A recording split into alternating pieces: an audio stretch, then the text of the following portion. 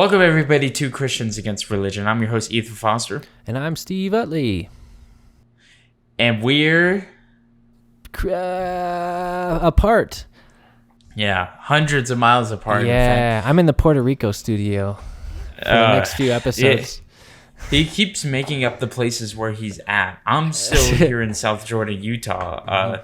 No one will ever know. I'm at home. He's over in an undefined state working. No, it's not Puerto Rico. All right, you're right. Don't tell him it's Nebraska. I'm in an underground bunker. Don't mind the sunlight. Those are fake lights from my underground lab that I'm working at. Yeah, well, and sorry guys if the audio is a bit trash or the lighting. I mean, no, it's great. We're doing the best we can. Yeah, it's all about the content. You can always just turn off your screen and just listen to the audio of this. Yeah, because YouTube's cool like that nowadays. But real quick, I wanted to promote something which I don't think we do outside of cult. But if you know Sarah Young, she's a part of the ministry. With Sean and everything, she just released a very, very interesting, highly detailed, very heartbreaking article, and it's titled "Apology of Church Members Abused Their Adopted Child. What Does the Church Know?" And so we're gonna link the article in the description so you can go check it out and read it with an objective mind. And it's hurtful to me because I look up to many of the people in that ministry. I go to their church probably once or twice a month out here in Utah. And so just see for yourself the information there. Love it. I mean, you hate to see it, but love it. Yeah, so today we don't really have a huge plan. We're probably going to keep it short, but I just wanted to talk a little bit about our interview last week with Ethan Walter. That's his name, right? Well, yep. Okay. Yeah, so I was watching it back the other day when it came out, and I was going to... I was thinking I was going to make a video about this, and I still might make a video about the ideas in general, but I was kind of sad with my... performance, if you will, on that day, but also my mic was kind of quiet, so sorry about that. We had sort of some audio difficulties. I had the only different mic, and it was very apparent because like you guys were like nice and loud and sounded great, and then mine was all crappy. But that's all right. Yeah. I just I was trying to prove a point the whole time, which is that if somebody that's in a debate is not subscribing to objective truth and is not trying to reach truth, then there's no point in debating the person, because you can't talk with somebody, or you can't play chess with somebody that's playing Monopoly or something, Monopoly rules. So, and that's kind of what he was doing, because he was saying, okay, I'm just going for whatever feels good to me. And at the beginning too, like we didn't know I didn't know anything about what the guy believed. So, me neither. We were kind of working through it as we went along.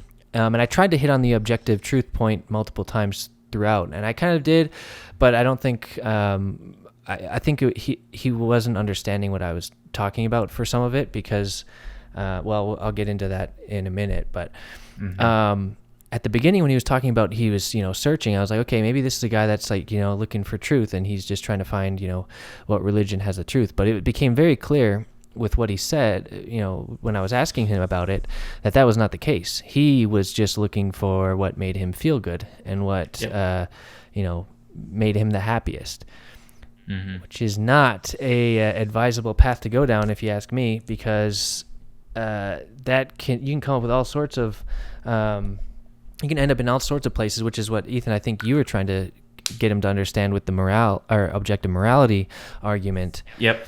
And so once I heard him say that, I'm like, oh no, this is going to be interesting. And then you could see I went into the asking about objective truth. Yeah. And the only thing you can really get out of a conversation like that, in my opinion, is just asking him what he believes and why. Mm-hmm. And all you can really do is listen, because you can't say, well, that's wrong, because he'll say, well, this is my truth. This is what's true to me. And it gets to a place where it's very, it's subjective in nature, but you can't have a debate is the point. Because a debate is trying to discover what the truth is from two different points of view, right? Okay. So what do you think? So I wish I hit on a couple more self-contradictory statements. So Frank Turk often does this, and in his "I don't have enough faith to be an atheist" lectures, he starts with his first point: does truth exist, right?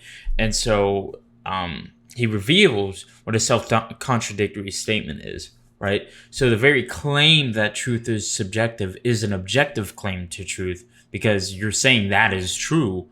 And so therefore there has to be some sort of objective truth, right? And so I wish I hit on that more. I may have vaguely said it in the interview, but I wish I was more stern on it. Yeah, and that's the thing. See, the debate, really, where you can debate somebody like that is truth objective, or is there objective truth? That really could be the only thing that we could debate, which is why it was the one thing that I kept mentioning, throughout, and not really talking about any of the other stuff about, what he believes religious wise. It sort of was irrelevant because he didn't believe in objective truth. So it's like, we can't even, there's really no point for me to debate any of this, because it could, it's different for everybody according to him. Yeah. Sorry, go ahead. No. So the reason I kept on pressing on it is because he was saying things specifically that had to deal with Christianity, and I understand that he believes that everybody's right, But I just had to respond to it. I had to me, I was convicted of giving the biblical answer and response, right? Because he was saying Jesus isn't perfect. I'm like, well, he's God, right? And I wanted to point out how irrational it is of a lot of the things that he was saying. And this is no attack on Ethan's intelligence or whatnot. Ethan, if you're watching, don't think it was thinking it. Ethan, if you're watching, we're not trying to, talk behind your back or anything, but we just, after the time has passed, now we can sort of respond and process through what we talked about. So that's why we're doing it this way. Yeah. So go ahead. I'm sorry. Yeah. And so I just think even in these situations where someone gives an almost inarguable stance, when they take that stance, our job as Christians is to still present what we view as the truth, And so during that last section, I guess you could say, of the interview, that's what I was trying to do. I was trying to present the truth of the gospel, even though the view that Ethan was proclaiming was a view that you can't really argue with, if that makes sense. Yeah, that might be an interesting question to pursue. Can you argue the inarguable? Can you believe in in no objective truth and be a Christian? Yeah. Because think about it. Like, it's just like what he was saying. The only thing that, whatever you die with, whatever religion you die with, is what's true. And I just wonder how you could, because you can't get to, well, I don't know what this. I'm trying to process through the question in my head, because on one hand, you can't learn more about God if you don't believe there's anything to learn, like there's no truth. Yeah. So that's the one thing. But you could say, okay, well, but God is reaching to everybody and can still have a relationship even if he doesn't believe in truth, which I suppose that's true, because we have a relationship with Ethan, and so I guess the answer is yes, you can, but but I mean, whenever it comes to questions like that, I'm very cautious, just because we don't know what God is doing, right? Yeah. And all we have is the written word to go off of with questions like that. So for me, I just go off of the written word, not to say it's impossible, right? But it's something to behold that someone's saying that Christ is the only way to God can therefore and say, well, that's not objectively true. If you believe differently, you're right as well. Yeah, it's just tough because you and I take a subjective view on how we live our lives and how we understand things because it is subjective. I mean, we're two different people, so it is subjective how we understand things because we're two different people. We're not the same brain. But there is objective truth to try and find, and that's what we are seeking towards, which is why we have the whole show and why we talk to people, why we have debates, why we do all this stuff is to try and reach the truth, the objective truth. Yeah, and I think it is something we should focus on more, is that the grounds that we stand on is the objective truth that Christ rose from the dead, right? And by that we are saved. Right. But it is also important that even if we are dogmatic, imagine we were the most evangelical, Calvinistic type Christians. Even if we were that way, we can still have these discussions in a calm, respectful manner. Or even if we get frustrated, to still respect the other person and to listen to their view. Right. Definitely. Yeah, absolutely. It's just, it was a, it was just a tough conversation. It went to places that I didn't think it would go. And then at a certain point, I just kind of gave up and I was like, sitting here like this on my microphone because there was literally nothing for me to say. And I was just kind of listening to you guys. And I was kind of hoping you would debate him on stuff just for the sake of, this conversation where we could talk about it and in the two different things. So, I think I want to make a video on objective truth and subjective truth for the channel. Just by myself when I'm here, but who knows, man, we'll see when I do that. But I mean, one other thing I wanted to say too is I mentioned the brain in the vat theory when I was talking to him, and that's that argument can still be. You can still say that, okay, that's how we understand it, and that's like everything is subjective, whatever, because there's no way of knowing that that we're not just a brain in the vat. It's like a thought experiment. Like there's no way of knowing really, besides having faith that everything there's things that are real. So it is you kind of have to. But when we're talking and having a debate, it's implicit in the debate that we accept that there's objective truth. Otherwise, you can't have a debate, and then you might as well just go around and I don't know what. Tell people about what you believe and say, okay, I guess whatever. Well, it's often the argument that presuppositionalists use against atheists, to where they say that you have no way of knowing truth without God because you can have no way of proving a consistency in the universe, which in many ways are right? Without God, there can be no consistency in nature. You can observe it, but how do you know that the laws are going to stay the same? The reason we believe that is because God has decreed it, right? And has decreed objective laws in nature and runs things, right?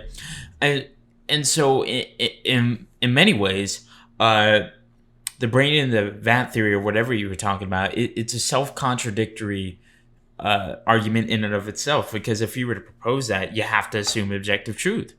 Any theory you propose requires the presupposition that truth is objective and that the universe is constant so that we can know the truth. Right, but but here's the thing though, when you talk about, brain in the vat or what any of those thing. There was it was originally, I think it was Descartes that originally posed the original form of the theory, which was like, I think it was called like the all-knowing demon theory or something like that. I can't remember the exact name, but it was like, okay, if there's there's no way of knowing that there's not just a demon that's trying to trick you into believing reality is real, and that the thing is in front of you because he's always there tricking you at every moment, and there's no way to know that he's not.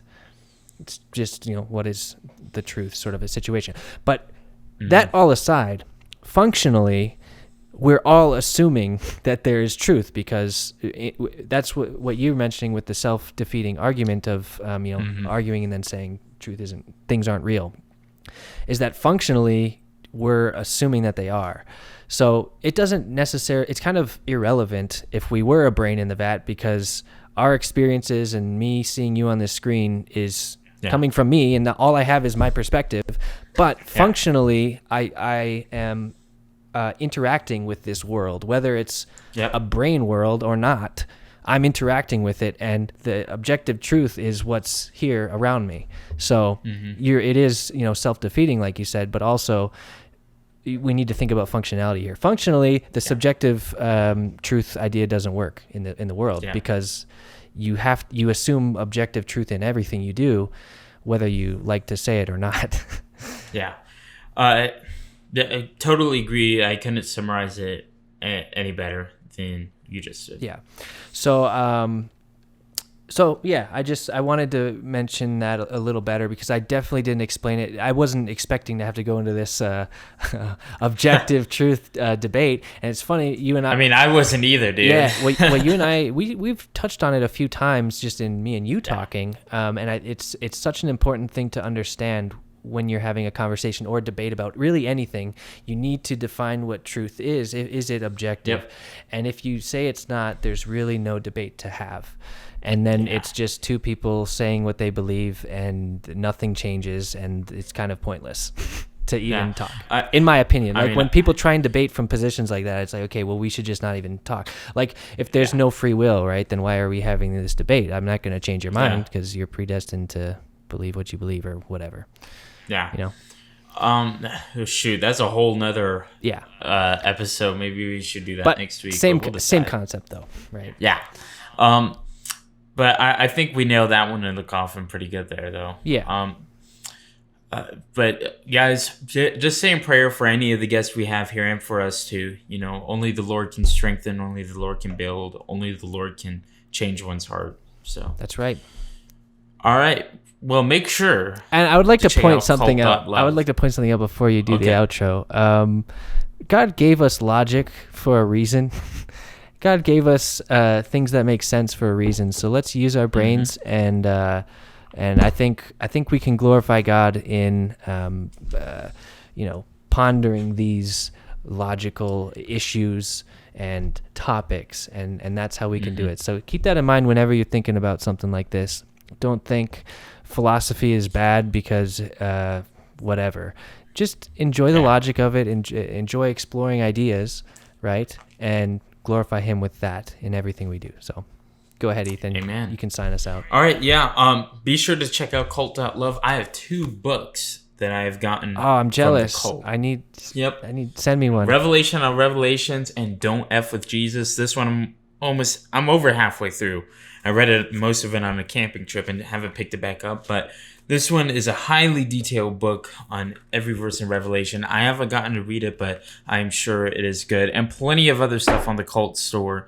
So be sure to check that out if you want to know the freedom that Christ gives you. That's right. Anything else, Steve? No, I love you all. And like, comment, share, subscribe. Please send us some comments. We need to do a responding to comments episode one of these days. We were kind of short on time today, so we couldn't do it. But I'm going to be in the Puerto Rico studio for like the next 4 episodes. So we'll try and do it in one of these.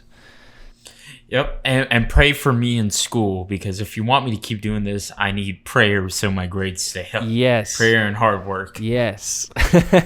All right. Well, until next week, I'm Ethan Foster. Christ starts with a C, so C's are fine. C's get degrees. Yes. Or no. Yeah. D's get diplomas and C's get degrees, or whatever people say. I can't remember. Whatever. And what do A's get you? Awesome jobs? And an avoidance of an ass whooping. Okay, there you go. I like it. All right. Thanks, everyone. Until next time, I'm Ethan Foster. I'm Steve. And we will see you next week. Later. Woo!